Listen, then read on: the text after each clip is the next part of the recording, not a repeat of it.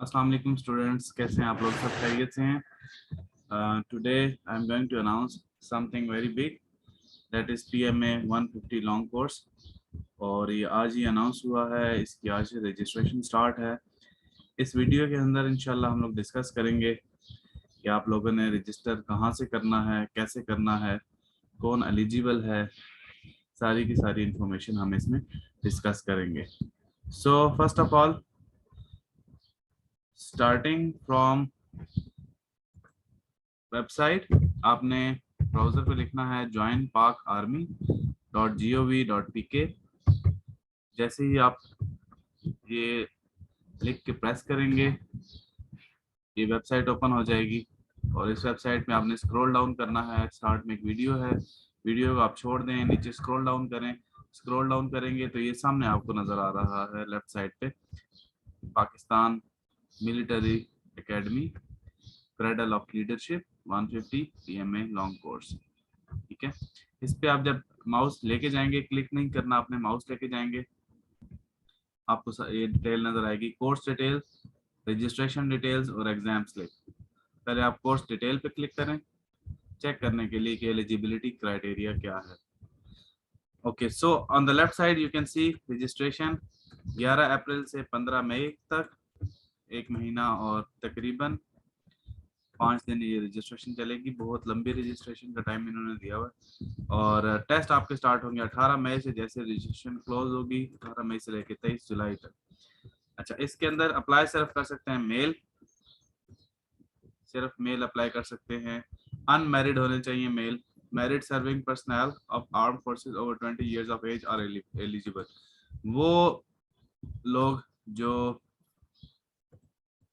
सर्व कर रहे हैं आर्मी के अंदर एज अ सोल्जर या फिर किसी भी और पोजीशन के अंदर, और अगर उनकी एज 20 साल से ऊपर है तो फिर वो अप्लाई कर सकते हैं। अदरवाइज बाकी सबके लिए अनमैरिड स्टेटस होना चाहिए। क्वालिफिकेशन आपकी या तो आपने 12 पढ़ा हुआ हो, इंटरमीडिएट किया हो, या उससे इक्विवेलेंट। इक्विवेलेंट क्या होता है? A लेवल हो गया, ठीक है। और DAE डिप्लोमा भी इसके अंदर कंसिडर किया जाता है 3 years का। देन ग्रेजुएट 2 साल की जिसने ग्रेजुएशन की हुई है वो भी एलिजिबल है, और जिसने 4 साल की ग्रेजुएशन की है वो भी एलिजिबल है। और आर्मी के जो सोल्जर्स हैं जो सर्व कर रहे हैं वो भी इसमें अप्लाई कर सकते हैं। अच्छा, फिजिकल स्टैंडर्ड्स क्या इसमें अप्लाई होते हैं? 5 फुट 4 इंच आपकी हाइट होनी चाहिए, सेंटीमीटर्स में 162.5 सेंटीमीटर। वेट आपका बॉडी मास BMI के मुताबिक होना चाहिए, फिट होना चाहिए। वो आप हमारी वेबसाइट पे जो ISSBacademy.com वेबसाइट है वहाँ पे कैलकुलेटर दिया हुआ है, वहाँ पे अपना बॉडी मास आप चेक कर सकते हैं। Nationality, all nationals of Pakistan including Kashmir और गिलगित बल्तिस्तान जिनके डोमिसाइल हैं वो भी अप्लाई कर सकते हैं। जो डुअल नेशनैलिटी वाले होंगे वो अभी अप्लाई कर सकते हैं, बट अगर वो सेलेक्ट हो जाते हैं तो इस केस के अंदर सिलेक्शन अगर उनकी हो जाती है तो उनको एक अपनी नेशनैलिटी सरेंडर करनी पड़ेगी। ठीक है, और एडिशनल इन्फॉर्मेशन में मेंशन है कि आपकी ट्रेनिंग होगी 2 साल की PMA के अंदर, पाकिस्तान मिलिट्री एकेडमी के अंदर 2 साल की आपकी ट्रेनिंग होगी। सो अब हम मजीद इसको जो हमारा हमने चीज़ें डिस्कस की हैं एक्सप्लेन करते हैं।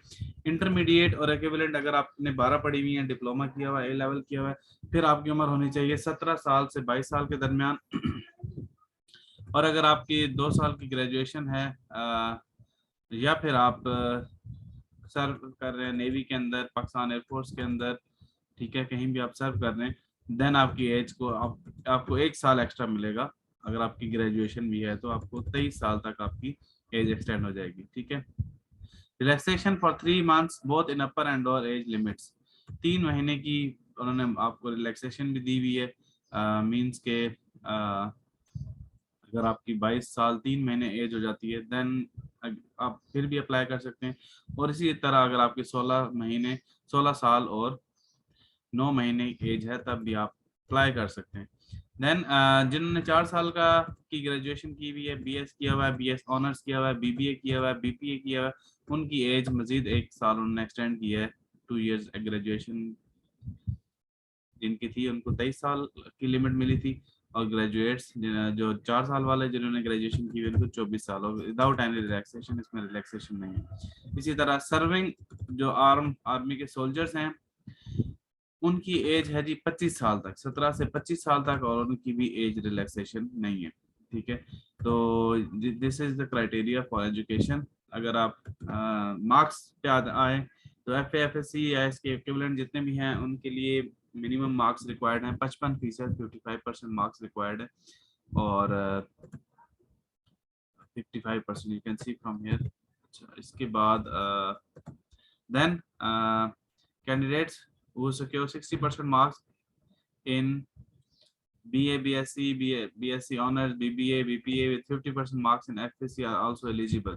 अच्छा, जिन लोगों ने ग्रेजुएशन की हुई है वो उनके 60% मार्क्स होने चाहिए, लेकिन FSC के अंदर उनके 50% मार्क्स भी चल जाएंगे। So this is also a very good news for all of you. Then marks FSC equivalent 55% marks for candidate from specialized area with domicile, यानी कि सब के लिए 55% मार्क्स है if they are their education is FA और FSC equivalent। ठीक है, इसमें मजीद चीजें मेंशन हैं, बलूचिस्तान हो गया, फाटा हो गया, गिलगित, नीलम, सिंध हो गया, दरावर फोर्ट हो गया, so all of them have 55% criteria. Serving army soldiers हैं तो फिर 50% आपके लिए क्राइटेरिया है। Good news for soldiers as well, they can apply on 50% marks. Then hope certificate. अब होप सर्टिफिकेट के भी काफ़ी क्वेश्चन आते हैं, तो होप सर्टिफिकेट को भी डिस्कस करते हैं कि इसमें क्या क्राइटेरिया मेंशन किया गया है। Candidates who have been promoted in FSC part 1 and advance subsidiary exam 2021 can apply on hope certificate. ठीक है, जो FSC से प्रमोट हो गए पार्ट 1 से वो होप सर्टिफिकेट पे अप्लाई कर सकते हैं, but the criteria is still 55% marks. Hope certificate का क्राइटेरिया 55% मार्क्स होना चाहिए, और ये हेड ऑफ इंस्टीट्यूशन आपका जो स्कूल का या कॉलेज का जो हेड है वो इसको इशू करेगा। देन दो अच्छा, अब इसमें एक चीज़ ये है कि जब आपका रिजल्ट आ जाएगा तो अगर आपके मार्क्स 55% से कम हैं तो of course you are not eligible. इसलिए कोशिश करें कि फिर अगर आपने होप सर्टिफिकेट लिया है तो फिर आपके मार्क्स भी उतने आने चाहिए। Then verification of documents, marksheet, certificates. Candidates not issued with certificates or in duplicate revised mark sheets must get verification certificate signed by secretary, controller of examination और board। ठीक है, अब इसमें उन्होंने लिखा हुआ है कि जिन लोगों के पास मार्कशीट नहीं है, अभी तक इशू नहीं हुई, डिग्री इशू नहीं हुई जिनकी, या फिर जिनकी रिवाइज्ड है, या फिर जिनकी डुप्लीकेट है, गुम हो गई थी, तो इन केसेस के अंदर उनको एक साइन चाहिए होंगे फ्रॉम कंट्रोलर ऑफ एग्जामिनेशन या फिर अपनी बोर्ड से। ठीक है, A level candidates can also apply with 55% मार्क्स। ए लेवल वाले भी अप्लाई कर सकते हैं। However all candidates who have passed with A level and equivalent have passed from Pakistan with the result less than 3 C's are required to submit equivalent certificate issued by Inter Board of Chairman Committee IBCC। जिनके marks में जिनके भी ए level के results आए हैं और उनका जो रिजल्ट है वो लेस देन 3 C's है, ये रिक्वायर्ड है उनको। लेस देन 3 C's आपके होना चाहिए। अगर आपके 3 C's हैं then you are not eligible, और अगर आपके 3 C's minimum less than 3 C's हैं then you can apply, but उसके साथ साथ आपको इक्विवेलेंट सर्टिफिकेट चाहिए IBCC से। इन एलिजिबिलिटी क्राइटेरिया देख लीजिए। ट्वाइस रिजेक्टेड फ्रॉम ISSB, दो दफा रिजेक्ट हो चुका है, नहीं अप्लाई कर सकता। स्क्रीन आउट हो चुका है 2 दफा, नहीं अप्लाई कर सकता। 120 मिनट का 120 दिन का गैप होना चाहिए, अगर नहीं है तो आप अप्लाई नहीं कर सकते। फॉर एग्जांपल आपका एक टेस्ट अब हो चुका है और अब आप सेकंड टेस्ट, एक ISSB आपका हो चुका है, अब आप सेकंड ISSB के लिए जा रहे हैं, लेकिन उसके अंदर 120 दिन यानी 4 महीने का गैप नहीं है तो आप अप्लाई नहीं कर सकते। अगर आप डिसमिस हुए हैं आर्मी से या कहीं भी किसी भी गवर्नमेंट इदारे से, आप नहीं कर सकते। आपके ऊपर कोई क्राइम या आप किसी का के ऊपर कोई केस चल रहा है तो आप अप्लाई नहीं कर सकते। देन अगर आपको मेडिकल बोर्ड ने अनफिट करार दिया गया है तब भी आप अप्लाई नहीं कर सकते इसके अंदर। देन इसके अलावा जी अगर आपको आपने विड्रॉ करवाया है किसी भी फोर्सेस से, इंस्टीट्यूट से, डिसिप्लिनरी ग्राउंड के ऊपर, आपने कोई मॉरल एथिकल वैल्यूज को फॉलो नहीं किया और आपको निकाल दिया गया, तब भी आप नहीं अप्लाई कर सकते। सो अगर आप अपने डॉक्यूमेंट्स फेक शो करते हैं, उसके अंदर कोई 2 नंबरी करते हैं, कोई चीज़ छुपाते हैं, then also you are not eligible to apply. So these are all the things that are very important. और पर्सनालिटी टेस्ट के अंदर एक बड़ा इंपॉर्टेंट पॉइंट उन्होंने मेंशन किया है कि आपकी पर्सनालिटी के अंदर अगर कंट्राडिक्शंस हैं, अगर आपकी डुअल पर्सनालिटी शो हो रही है, और ये शो तब होती है अगर किसी आप ऐसी एकेडमी से ट्रेनिंग लें जो आपको प्रॉपरली गाइड ना करे, या फिर आपको फोर्सफुली आपकी पर्सनालिटी चेंज करवाए, तो इस केस के अंदर आपका जो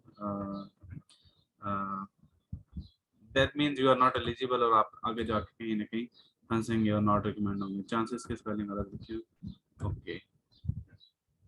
देन हम लोग नीचे चलते हैं, रजिस्ट्रेशन प्रोसेस और फर्दर सिलेक्शन प्रोसीजर।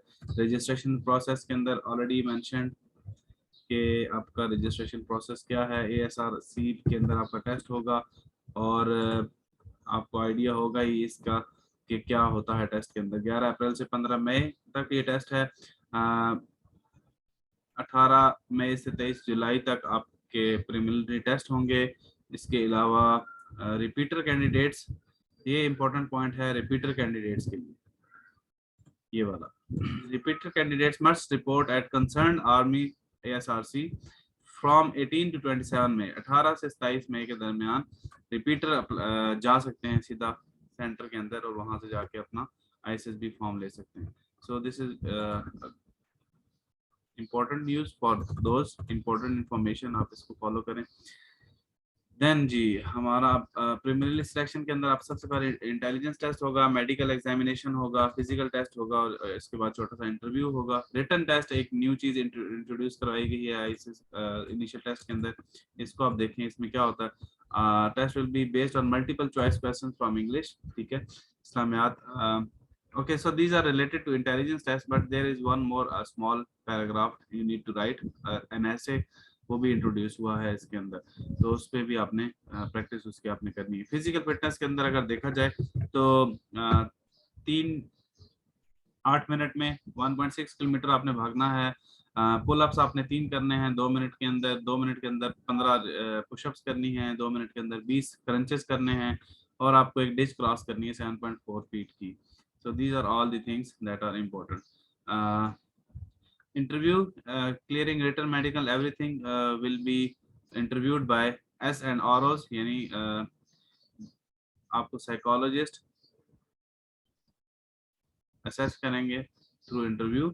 और ये this one is important, this information I was telling you before कि आपने Candidates will be required to write an essay of 10 lines in English। 10 लाइनों की इंग्लिश या उर्दू के अंदर आपने एक ऐसे लिखना होगा, और ये आपका इंटरव्यू के साथ साथ ये भी असेस किया जाएगा। इस कैंडिडेट 20 मार्क्स का है, जिसके 12 मार्क्स आए या इससे कम आए, लेस देन 12, और वो फिर फेल हो जाएगा of course. So you have to gain this marks, आपको ये लेने पड़ेंगे। इसके अलावा आपके पास नॉलेज होना चाहिए, आपके पास कॉन्फिडेंस होना चाहिए, आपके पास करंट अफेयर्स की इंफॉर्मेशन होनी चाहिए, पाक स्टडीज की इंफॉर्मेशन होनी चाहिए। So now we are moving to the main part. बाकी सारी की सारी चीज़ें आई थिंक आप लोगों को आइडिया होगा कि क्या करना है। कौन से डॉक्यूमेंट्स रिक्वायर्ड हैं इसको भी हम एक दफ़ा गो थ्रू कर लेते हैं। सबसे पहले तो ओरिजिनल आपको मार्कशीट चाहिए, सर्टिफिकेट यानी आपको डिग्रीज चाहिए, FA FSC की, मैट्रिक की।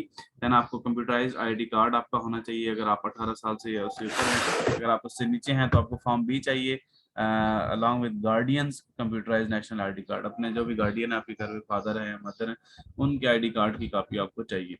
आपको सारी की सारी जो डॉक्यूमेंट्स हैं उनके अटेस्टेड फोटो कॉपीज भी चाहिए। 3 पासपोर्ट साइज पिक्चर्स चाहिए, जिसमें जो अटेस्टेड हो फ्रंट से भी और बैक से भी। और किससे अटेस्ट हो, कम से कम प्रिंसिपल से या क्लास 1 के गजेटेड ऑफिसर से, ये तीनों की तीनों पिक्चर्स अटेस्ट होनी चाहिए। देन अगर आपके पास आप ऑलरेडी नॉट रिकमेंडेड है रिपीटर कैंडिडेट, तो रिपीट जो आपका नॉट रिकमेंडेड का सर्टिफिकेट है उसकी फोटो कॉपी आपके पास होनी चाहिए। और अगर लास्ट पॉइंट इज कि अगर आपके पास पुराना ID कार्ड है, यानी कि स्मार्ट ID कार्ड नहीं है, तो कंप्यूटराइज्ड नहीं है, जो पहले इससे पहले आते थे पुराने, वो अलाउ नहीं है आपको लेके जाना। आप जो न्यू ID कार्ड हैं वो ही आपके एक्सेप्ट किए जाएंगे। ओके, जो लोग बाहर हैं, जो लोग पाकिस्तान से बाहर रह रहे हैं, उनको चाहिए कि वो पाकिस्तान एम्बेसी से अपनी कांटेक्ट करें, और वहाँ से एक एप्लीकेशन फॉर्म सबमिट करवाएंगे 15 जुलाई से पहले पहले, और उसमें 100 रुपये का पोस्टल ऑर्डर होगा, 500 रुपये का बैंक ड्राफ्ट है, और ये सारी की सारी चीज़ें किसके नाम करना है? Director general personal administration directorate general headquarter GHQ के नाम आपने ये जो लेटर है, ये जो डॉक्यूमेंट्स हैं, बैंक ड्राफ्ट है, इनके नाम पे आपने ये बनाना है। और फिर उसके बाद आपको मजीद वहाँ से गाइड कर दिया जाएगा। No travelling allowance will be admissible for travelling to and from Pakistan. आपको पाकिस्तान आने जाने के लिए कुछ भी DA वगैरह प्रोवाइड नहीं किया जाएगा। So let's start our registration. सबसे पहले हम स्टार्ट करते हैं अपने रजिस्ट्रेशन के क्या क्या क्राइटेरिया है, कैसे चीज़ें इंफॉर्मेशन ऐड करनी है। सो गो बैक और you can click here registration. अच्छा, इसमें इंपॉर्टेंट चीज़ ये है कि जब आप इस पर क्लिक करेंगे तो आपको लास्ट पे नजर आ रही है एग्जाम स्लिप। एग्जाम स्लिप के अंदर आपने इसको तब आपने चेक करना है जब आप एक दफ़ा फॉर्म फिल कर चुके हैं। उसमें आप डेली आके 1 दिन बाद 2 दिन बाद आप इसको चेक कर सकते हैं कि आपकी एग्जाम स्लिप इशू हुई है कि नहीं, बिकॉज रजिस्ट्रेशन काफ़ी ज़्यादा होती हैं, तो जो एग्जाम स्लिप्स हैं वो काफ़ी लेट इशू होती हैं। थोड़ा टाइम लगता है उनको प्रोसेसिंग में, तो you have to wait for it, और again you can come and check, और फिर आप इस पे क्लिक करके अपनी एग्जाम स्लिप निकाल सकते हैं। सो रजिस्ट्रेशन के लिए यहाँ पे क्लिक करें, रजिस्ट्रेशन फॉर्म ये खुलेगा आपका। ये सारे का सारा फॉर्म, ये मोटी मोटी इन्फॉर्मेशन है, और ये आपने अपने डॉक्यूमेंट सबसे पहले अपने पास रखें सारे, और फिर डॉक्यूमेंट्स रखने के बाद आप कोशिश करें कि उसमें जो इन्फॉर्मेशन प्रोवाइड की है एज इट इज़ आपने मेंशन करनी है, बजाय इसकी कि आप तो क्या है। सो टेस्टिंग सेंटर यहाँ से आप सेलेक्ट करें कि आपका कौन सा टेस्टिंग सेंटर है। फॉर एग्जांपल मैं रावलपिंडी में देना चाहता हूँ, कोयटा में देना चाहता हूँ, फैसलाबाद में, जो आपको करीब पड़ता है वहाँ पे मेंशन करें। इसके बाद आप यहाँ पे अपना नाम लिखें, अपना पूरे का पूरा नाम यहाँ पे आप मेंशन करें। It can be in capital letter, it can be without capital, ठीक है। फिर आप यहाँ पे अपनी डेट ऑफ बर्थ मेंशन करें, 2000 फॉर एग्जांपल 2002, ठीक है। अब यहाँ पे जब आप मेंशन करेंगे चीजें, तो ऑटोमेटिकली साथ साथ ये कैलकुलेशन भी होती रहेगी। अगर आपका देखें यहाँ पे नीचे मेंशन किया हुआ है फॉर एग्जांपल 1993, अगर आपकी एज ओवर है तो ऑटोमेटिकली आपको एक एरर दे देगा एट द एंड। सो यहाँ पे आपने अपना CNIC लिखना है, और आपने अपना लिखना है, this is about candidate CNIC। यहाँ पे CNIC मेंशन करें और इस फॉर्मेट में लिखें। पहले 5 वर्ड आपके डायरेक्ट आपने लिखना है, उसके बाद एक डैश डालनी है, फिर उसके बाद जो वर्ड्स आएंगे वो आपने 7 आई थिंक सो 2 4 6 7, ये 7 वर्ड्स आपने इसी तरह लिखने हैं, फिर डैश लगानी है, और फिर लास्ट वाला वर्ड आपने लिखना है। इसके बाद आप अगेन वेरीफाई करेंगे जो आपने यहाँ पे लिखा उसको यहाँ पे दोबारा आपने लिखना है same as it is, copy करना है। देन फादर गार्डियन नेम, अपने फादर का कंप्लीट नेम लिखें, यहाँ पे कंप्लीट नेम आएगा फादर का।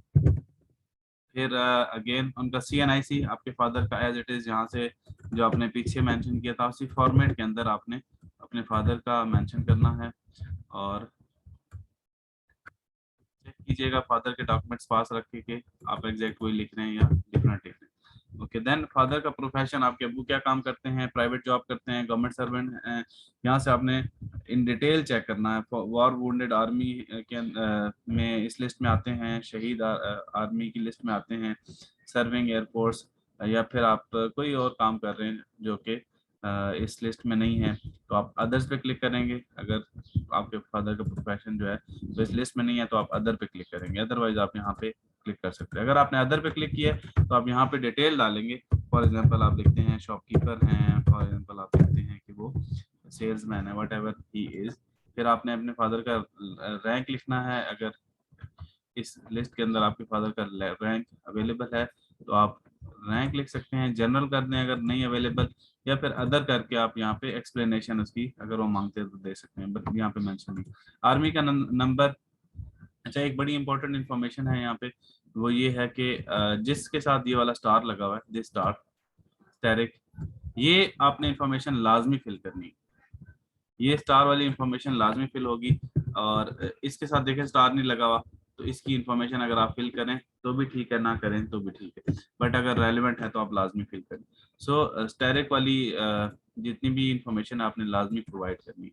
देन आप फादर की यूनिट लिखेंगे, देन फादर का की पेरेंट यूनिट रेजिमेंट लिखेंगे, पेरेंट यूनिट लिखेंगे और फादर का स्टेटस लिखेंगे, आइदर वो जिंदा हैं या फोत हो चुके हैं। इनकी इनकम लिखेंगे, कितनी इनकम बनती है वो यहाँ पे आप मेंशन करें।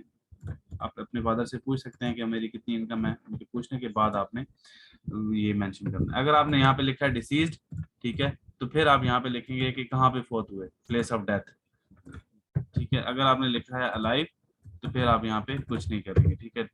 फादर की नेचर ऑफ डेथ, जब अगर फोत हो चुके हैं तो लिखना है आपने कि कैसे फोत हुए हैं, ऑपरेशन किस ऑपरेशन के अंदर किस तरह, मतलब कैसे उनकी नेचर ऑफ डेथ क्या थी। अगर वो हॉस्पिटल के अंदर फोत हुए हैं किसी बीमारी की वजह से और ऑपरेट हुए हैं तो आप वो मेंशन करेंगे कि कहाँ पे ऑपरेट हुए।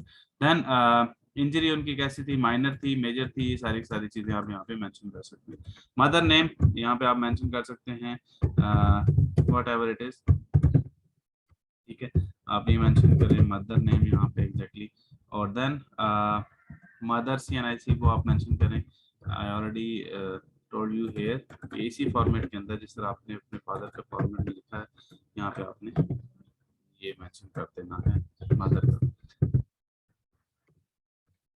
कैटेगरी, मदर किस कैटेगरी में आती हैं, हाउस वाइफ हैं तो आप हाउस वाइफ लिखें, अगर कोई और काम कर रही है तो आप इस लिस्ट में से वो सिलेक्ट कर सकते हैं।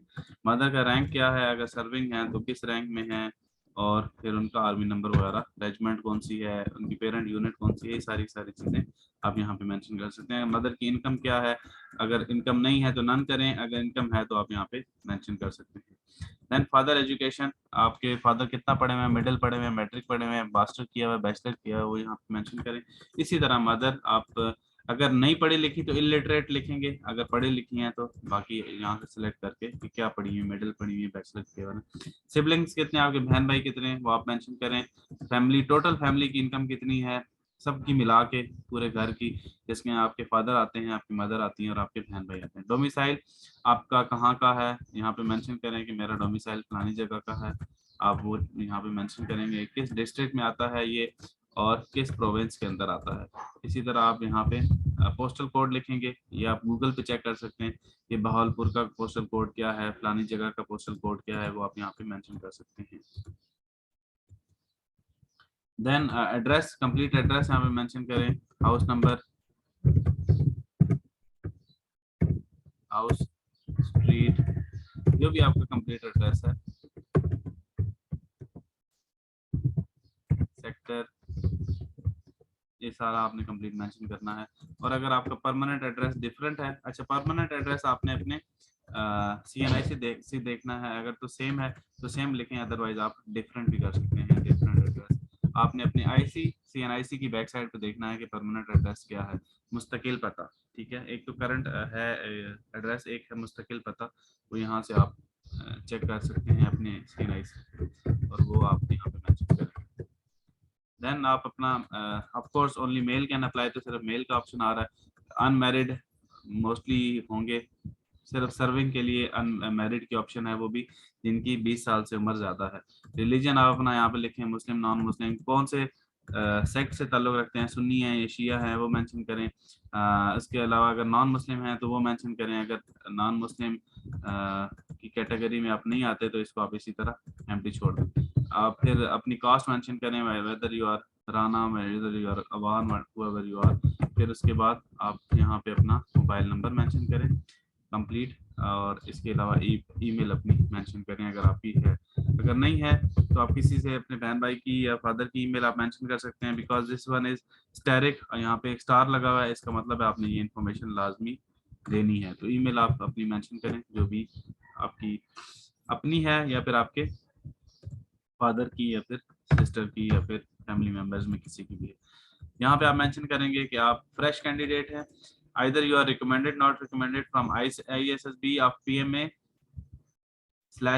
अगर आप TCC से रिकमेंडेड या नॉट रिकमेंडेड है तब आप ये सिलेक्ट करेंगे।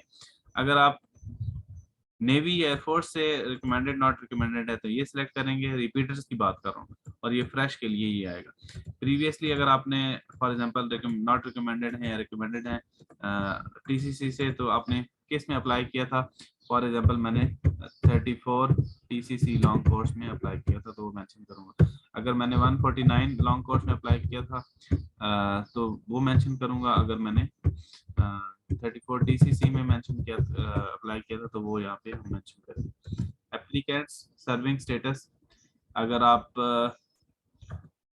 पाकिस्तान आर्मी में, एयरफोर्स में या नेवी में हैं तो वो मेंशन करें कि मैं आर्मी में हूँ, मैं नेवी में हूँ, मैं एयरफोर्स में हूँ। अगर नहीं है तो फिर आप नो लिखेंगे। पासपोर्ट नंबर अगर है तो मेंशन करें, अगर नहीं है तो आप इसको छोड़ दें, ठीक है। इसी तरह टाइप ऑफ पासपोर्ट आप लिखेंगे, नॉर्मल पासपोर्ट है, हज का पासपोर्ट है, डिप्लोमेटिक है, ऑफिशियल है या फिर कोई और है। और फिर यहाँ पे पासपोर्ट के ऊपर डेट लिखी होती है कि कब इशू हुआ और कहाँ से इशू हुआ, चकवाल से इशू हुआ, गिलगित से इशू हुआ, जहाँ से भी इशू हुआ वो आप यहाँ पे मेंशन करेंगे। अब आगे एजुकेशनल डिटेल्स। एजुकेशनल डिटेल के अंदर आपने मैट्रिक, इस पे क्लिक करेंगे, देखें बी के ऊपर मैंने क्लिक किया तो ये फॉर्म सा खुल गया। आपने इस फॉर्म को फिल करना है, मैट्रिक अपनी डालनी है। फॉर एग्जांपल मैंने मैट्रिक साइंस में की है, कंप्लीट है, ऑफ कोर्स कंप्लीट होगी तो आप अप्लाई कर सकते हैं। रोल नंबर मेंशन करें, साल मेंशन करें। फॉर एग्जांपल मैंने 2020 में मैट्रिक की है। मार्क्स कितने लिए थे, 800 मार्क्स थे।